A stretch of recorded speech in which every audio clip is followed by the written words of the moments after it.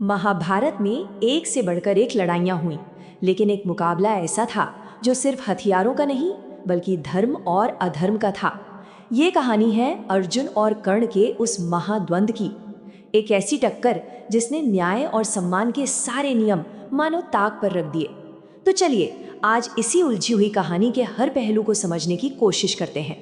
तो सवाल यही उठता है कि न्याय की लड़ाई में क्या सम्मान के नियम लागू होते भी हैं? सोचिए, जब सामने वाला कोई नियम न माने, जब उसने हर मर्यादा तोड़ी हो, तो क्या तब भी एक योद्धा को धर्म के रास्ते पर चलना चाहिए? बड़ा मुश्किल सवाल है ना।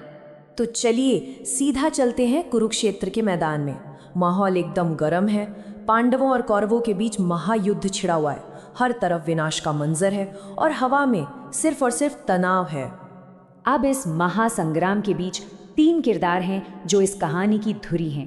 एक तरफ है पांडव पक्ष के सबसे बड़े धनुर्धर अर्जुन, उनके साथ हैं उनके सारथी और मार्गदर्शक भगवान कृष्ण, और दूसरी तरफ है कौरवों के सेनापति कर्ण, जो सिर्फ एक योद्धा नहीं बल्कि अर्जुन के सबसे बड़े प्रतिद्वंदी भी हैं। तो होता ये है कि गुरु द्रोण के वीर गति को प्राप्त होने के बाद कौरव सेना की कमान आ जाती है कर्ण के हाथों में, और बस युद्ध का 15वां दिन था और वो मंच तैयार हो गया जिसका इंतजार सालों से था।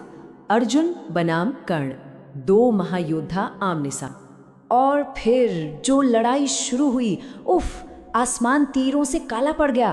दोनों ही योद्धा एक दूसरे पर अपने सबसे घातक अस्त्र शस्त्र चला रहे थे। मतलब ये सिर्फ एक लड़ाई नहीं थी, ये तो हुनर और ताकत का एक ऐसा प्रदर्शन था जो शायद ही किसी ने पहले देखा हो। लड़ाई अपने चरम पर थी और तभी एक पल ऐसा आया जब लगा कि खेल खत्म। कर्ण का एक बाण सीधा अर्जुन की तरफ आया।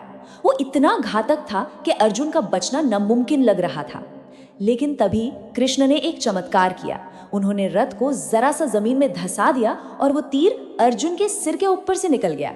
बाल बाल बचे अर्जुन। पर ये तो बस शुरुआत थी। असली कहानी तो अब शुरू होने वाली थी, क्योंकि इसके बाद कुछ ऐसा हुआ जिसने पूरी लड़ाई का पासा ही पलट दिया और अर्जुन को एक ऐसे दोराहे पर लाके खड़ा कर दिया जिसकी उन्होंने कभी कल्पना भी नहीं की थी। तो देखिए हुआ क्या। लड़ाई के बीच एक तीर आकर कर्ण के रथ में लगा और बस रथ का पहिया कीचड़ में ऐसा धंसा कि निकल ही नहीं पाया। अब कर्ण का रथ तो हो गया बेकार और वो खुद जमीन पर खड़े थे, असहाय, निहत्थे। और इसी लाचारी में उन्होंने अर्जुन से गुहार लगाई, एक निष्पक्ष लड़ाई की। कर्ण ने आवाज लगाई। उन्होंने योद्धा धर्म की दुहाई दी। कहा, एक निहत्थे योद्धा पर वार करना धर्म के खिलाफ है, ये अपमानजनक है। वो अर्जुन से बस इतनी मोहलत मांग रहे थे कि वो अपने रथ का पहिया निकाल सकें ताकि लड़ाई फिर से बराबरी की हो। अब अर्जुन तो धर्म संकट में पड़ गए। वो सोच ही रहे थे कि क्या करें, तभी कृष्ण ने मोर्चा संभाला। उन्होंने कर्ण की सम्मान और धर्म की बातों का ऐसा जवाब दिया जिसने पूरी बाजी ही पलट दी। अर्जुन के सामने एक ऐसा सच रखा गया जिसे वो शायद भूल चुके थे। कृष्ण ने अर्जुन की तरफ देखकर बस एक सवाल पूछा, एक ऐसा सवाल जो तीर से भी ज्यादा चुभने वाला था। उन्होंने कहा, अर्जुन, ये कर्ण आज धर्म की बात कर रहा है। जरा याद करो, इसका धर्म तब कहा था।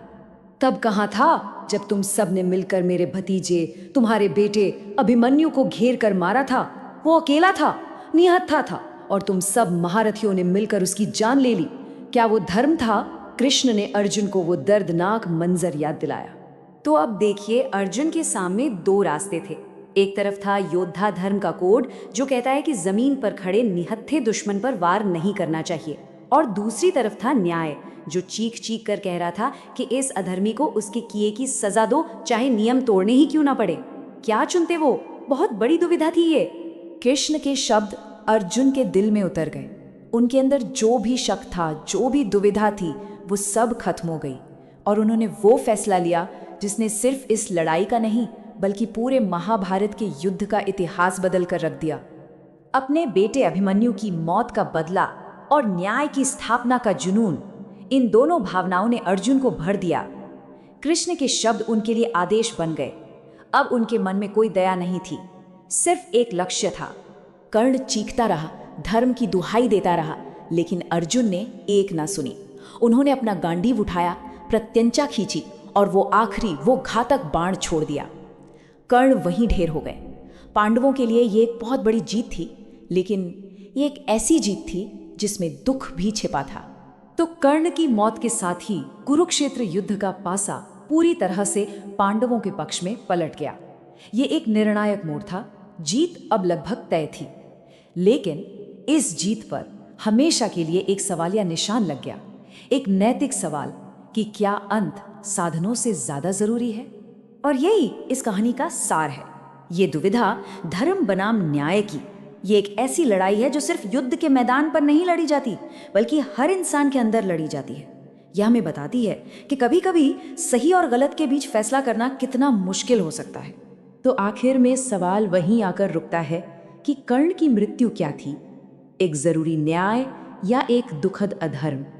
क्या अर्जुन का फैसला सही था या गलत? इस सवाल का कोई एक सीधा जवाब नहीं है, और शायद यही इस कहानी की सबसे बड़ी सीख है।